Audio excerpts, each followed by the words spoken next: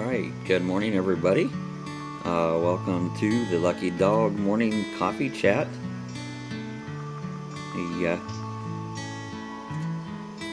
Going live. I got some background music. I don't know if it's too loud or not.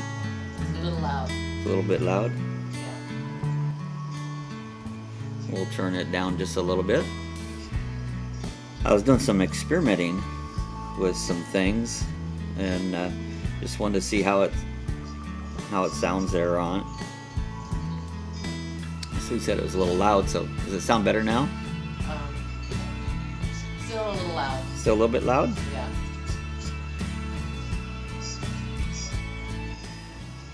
Okay. So anyways, it's Sunday morning, and I got a little sidetracked there. I was trying to figure out how my music sounds and stuff, you know. But we're... That's better. Is it better? Okay. Better all right, get things adjusted here a little bit.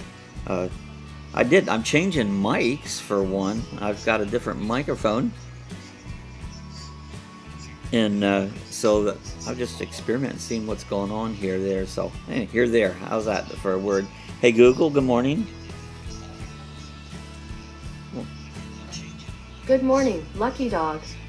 It is 8:01 a.m. Currently in DeLand it's 70 and cloudy. Today, there will be thunderstorms with a forecasted high of 79 and a low of 65. Have a good one. Alright, so it's going to be kind of yucky today. Morning, Ron. I'm on early. I've just been playing around. Yesterday we had our fun fly, and we had a picnic, and we had a swap meet, and had a lot of people, had a lot of stuff, but there was more people selling than there was buying. So it didn't, I don't know, I didn't sell nothing. So either way, that was yesterday's thing there. We had fun. The weather held off. We had one tiny little sprinkle out there for about a minute, yeah, and didn't last very long at all. And I did make a video. If you check out my daily vlog video, you'll see one of pits, and this was a half scale. This pit's wasn't, I mean, it was big, but a real pit's isn't that big of an airplane. So half scale, although it's big, it's not gigantic, you know. But yeah, they flew around. It's fun. So check out that video there. If you're joining us live, welcome. For subscribers, I'm glad to have all my subscribers come on board. Today I'm going to talk a little bit about propane today. That's the subject, because someone else in the Roadtrek group had posted they had propane coming out, and I'll read that here in a second. But first we need a joke. Hey Google, tell me a joke. Why can't a bicycle stand on its own? It's too tired. I knew that's what it was. Too tired.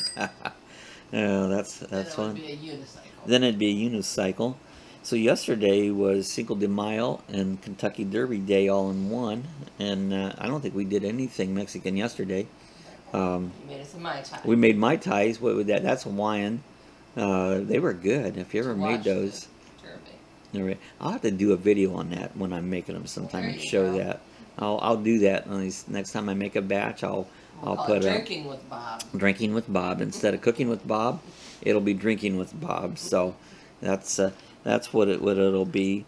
Little poodle, she's been itching. We put a plate around her head. You know, I put those cones around their head, and the plate's working, but she'll itch all night long. And we left it on her last night. She always gets it off. So, you know, maybe we'll stop at the pet store and see if we can't find a regular cone, you know, that goes on it. And so, well, anyways, I want to talk a little bit about propane. And here's a picture. This is kind of similar to what most of the propanes were. This was a picture of one of the Roadtreks, but there's a I want to read a little comment here on the it was on the Roadtrek owners group. This lady was in she says, I'm in an RV park near Albuquerque. Said I took the dog for the walk last night, and when I got back to my rig I could hear hissing sound. It seemed to be coming from the rear, and when I got closer I could smell propane. So I opened a little door on the rear and closed the valve, but it didn't affect the hissing or the smell. Someone in the park told me that it might have to clear the lines and to turn on the fan and cooktop. I did and cleared it in the line, but it still was hissing and smelling outside. Of course, this was after 9 and not much I can do until tomorrow morning. And I assume that it has sprung a leak somewhere. And I'll just have to wait for the tank to empty. I can smell it. I can't smell it on the inside. An alarm has been quiet, and so all is dissipating on the outside. Theoretically, according to the useless lights on the gauge, it says it's 3/4 tank full, but it says that for the last 2 years. Don't use much propane, and I'm still on my original fill. Any ideas? And boy, that can be scary. Red Rover, if you ever, he has quite knowledgeable, and especially Roadtreks, he knows quite a bit. And he asked if he turned off the valve, and she did say she turned off the valve on it. James wrote, if the leak hissing persists after the valve is closed, the leak is now within the tank, not the lines or the regulator. The shutoff valve is a suspect, and they do fail as sealing gaskets get old. Could be there, but my thought it could be in the what do they call it, the hiss when they fill it up. There's another valve. It's the Bleeder. huh? The bleeder. Yeah, the bleeder. That's what I was trying to say. Thanks. My mind went blank, you know, on it. And I also wrote on there, I had a blowout once, and the tire took out the propane lines. It says on my 2001 Roadtrek, it has a bleeder line. But this bleeder line had another line that goes up by the little door where the you fill the gasoline tank up, and that's where the bleeder was, and also the fill valve was there. Well, it basically took all those lines out on mine. But so just the valve itself,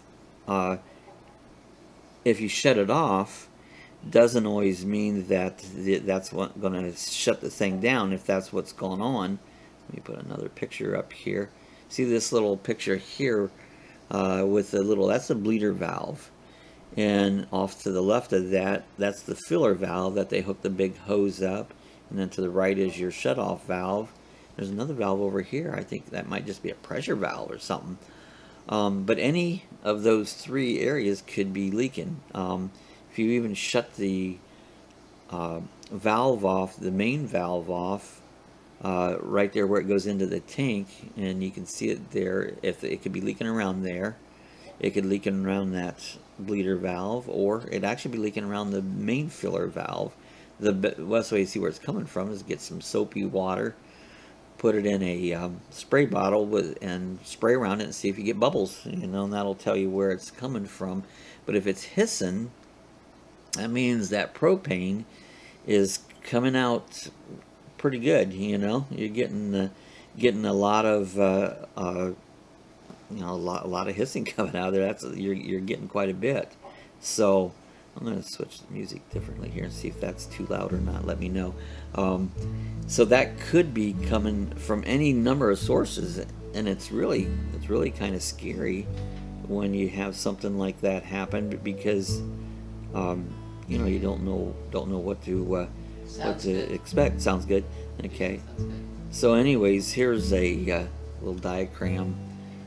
Shows some of the functions of. Now this looks like it's this is a propane tank, but they're all kind of similar. You know, there's a pressure relief valve, there's the filler valve, there's a tank gauge, and see, depending on your system, what it all has on there, it could be coming out from any of those. You know, and this lady went on, I read some more of her stuff, said that it had it was like an hour and it was still Hissing. oh, still hissing, you know.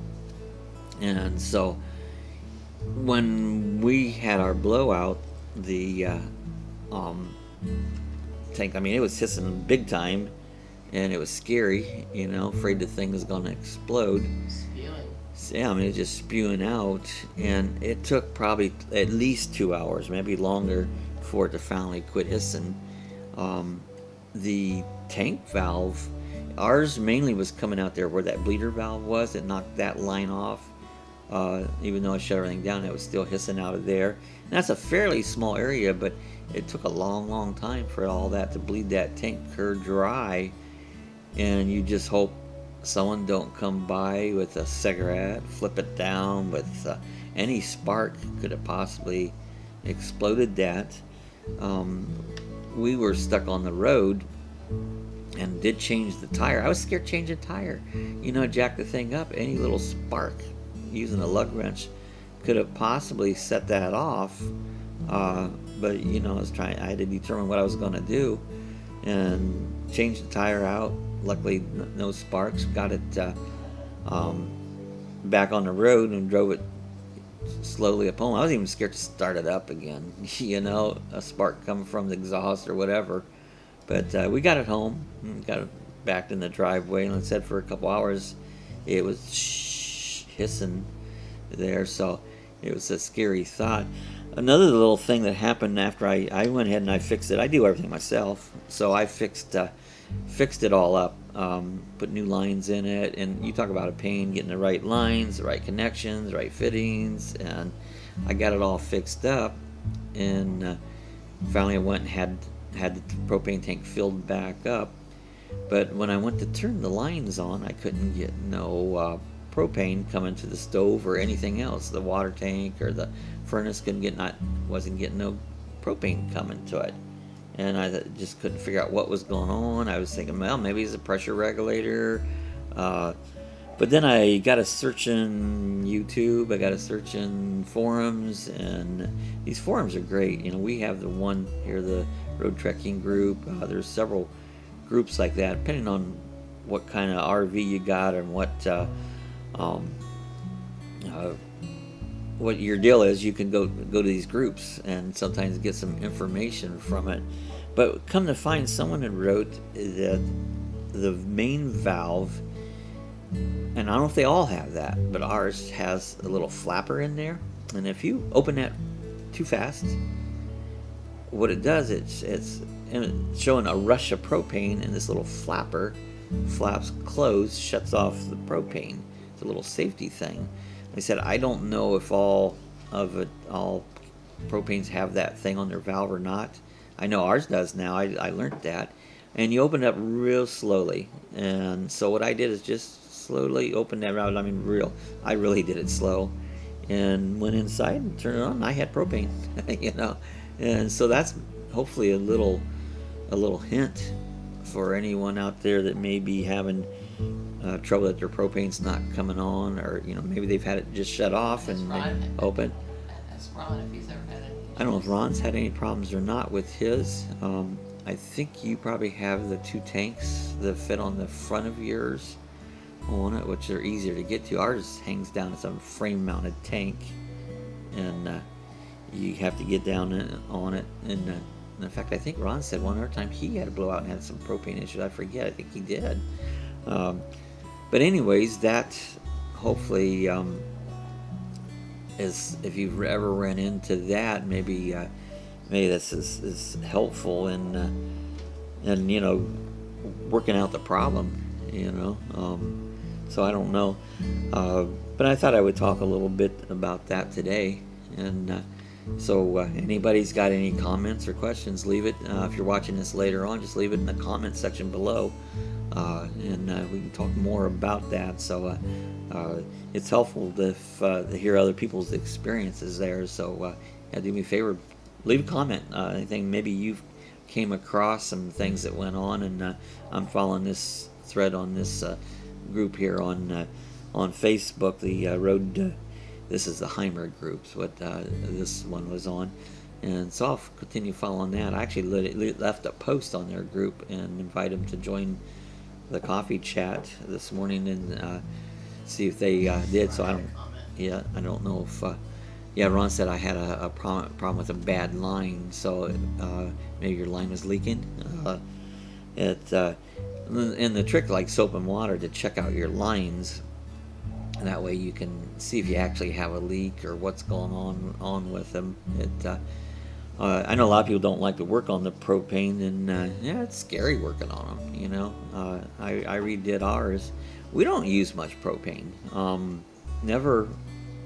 I think I've lit the furnace to check it out once or twice to see if it worked. And the hot water tank, I think I heated it up once. I think that was one of the hurricanes. We didn't have electricity, and I went out and took a shower, and I turned on the hot water tank. But we use very little propane. The stove, once in a while we'll cook something on the stove. A lot of times we'll just use, we have a camp stove with a little propane, little green tanks. We use that.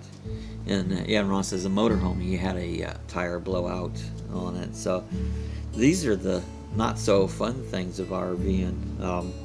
I watched this one guy, Little House on the Road, his YouTube channel, and he talks about what he says, the good, the bad, and the ugly. And these are things that's good to talk about when you're RVing. RVing is not all fun and glory because there's problems.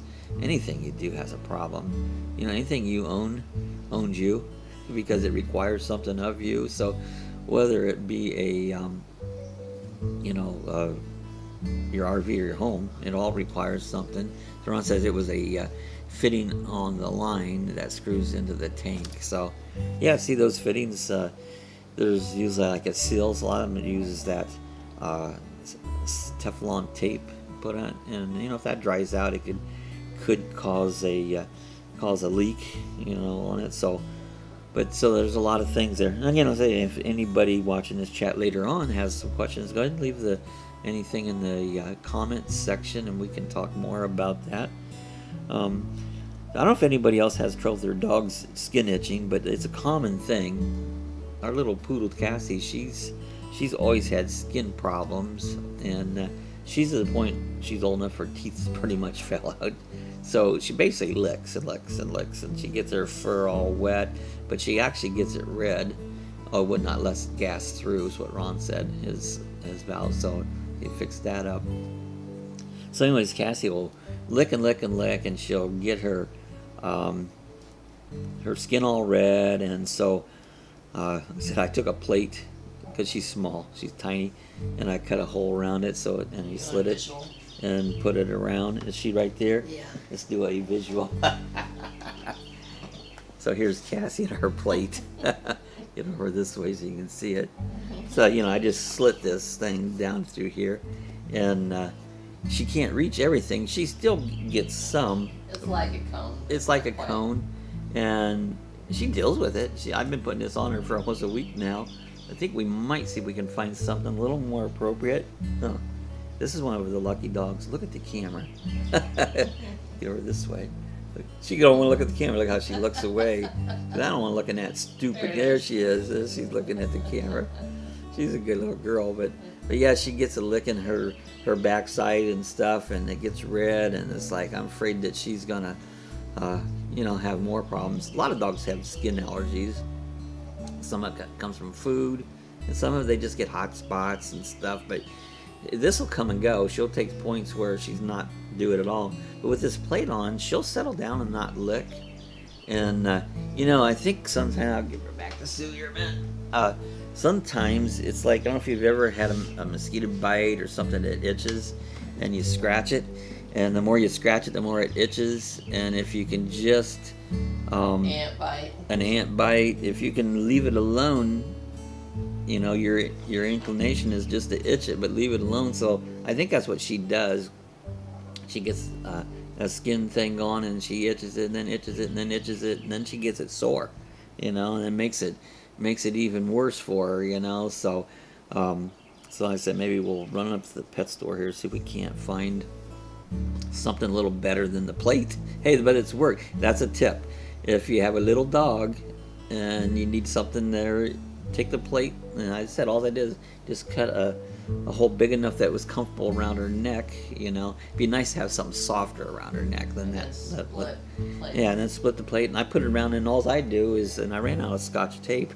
I took a little piece of Scotch tape and taped it together, and we last night let her wear it all night in the bed, but somehow she got it off during the night and starts licking again. So I just want to give it a chance to heal up her little itchies, you know. So anyways, anybody has any ideas what they might use on their dogs, again, leave a comment in the comment section there, and you can maybe help us out, maybe help others out too. So we'll do that. Let's get another joke.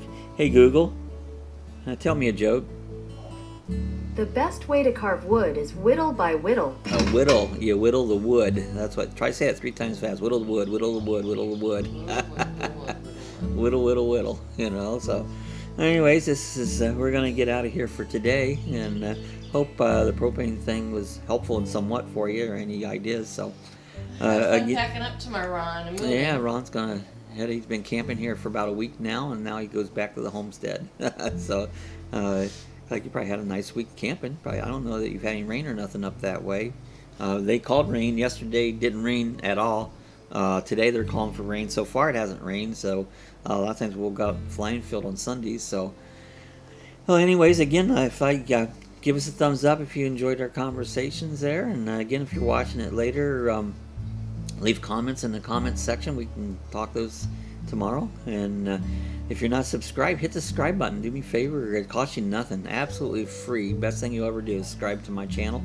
Well, I don't know, it'd be the best thing you ever do, but anyways, hit the subscribe button, and you know, join us every morning or at 8 o'clock. We do our chat, and if you can't join us live, leave comments, and you can watch it later on. So we're gonna get out of here. We'll see everybody again tomorrow. Have a good Sunday.